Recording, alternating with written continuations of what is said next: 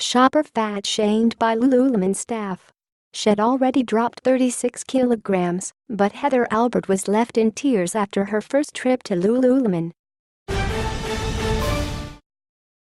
She'd already dropped 36 kilograms, but Heather Albert was left in tears after her first trip to Lululemon. The American mum, who had weight loss surgery last year, said she was pretty proud of myself after getting into shape and wanted to treat herself a pair of the brand's fancy, expensive yoga pants. When my amazing fiancé heard I was going to Park City, Utah for a work trip this past week, she insisted I go to the retail store in PC and buy myself something, Ms. Albert wrote on Facebook. I dropped my co-workers off at our hotel and ran over to the store to see what they had. While perusing the sales rack, she said, a staff member could be heard whispering loudly to her colleague, "Do we even have anything in her size?" before bursting into laughter. I was the only customer in the store, Ms. Albert wrote. I knew it was directed at me. I was mortified. I quickly bought the two things I had in my hand that I had found and left the store. I was so embarrassed. I had a work function to go to that night. When I got back to my hotel, I cried in the shower. She said that, while not everyone fits into Lulu, out of US size 10/12, Australian size 14 to 16, I'm not even close to maxing out on size there.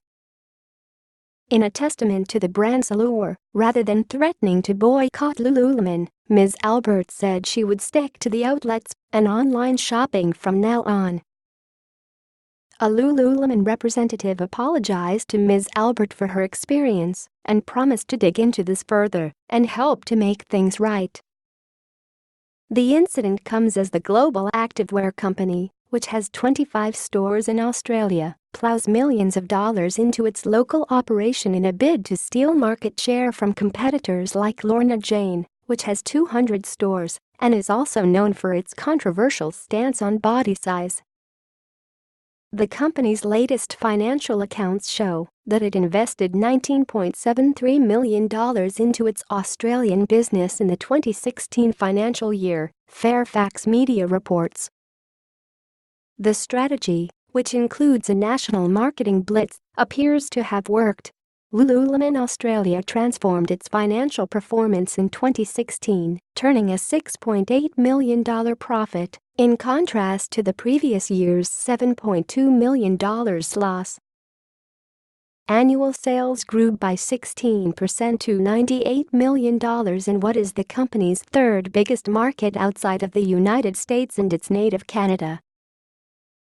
Lululemon was founded in 1998 by eccentric surfer-turned-businessman Chip Wilson, who resigned as chairman in 2015 after offending shoppers by blaming the brand's see-through pants stuff up on the size of women's thighs. Quite frankly, some women's bodies just don't work for it, Mr. Wilson told Bloomberg at the time. Even our small sizes would fit an extra large, but it's really about the rubbing through the thighs. How much pressure is there?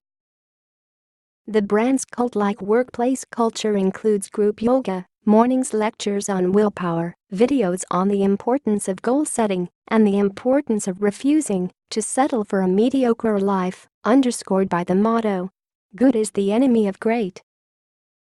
The aspirational message is embraced by Lululemon's devoted customers, willing to fork out $130 for a pair of tights to sweat in or wear out for coffee. The US-listed company recently updated its guidance, thanks to growth in same-store sales and strong menswear and online sales. We had a strong holiday season in both our store and digital channels driven by our assortment, operational execution and guest experience, Chief Executive Laurent Potvin said. We look forward to 2017 as we continue to advance on our long-term goals. Dana.McCauley@news.com.au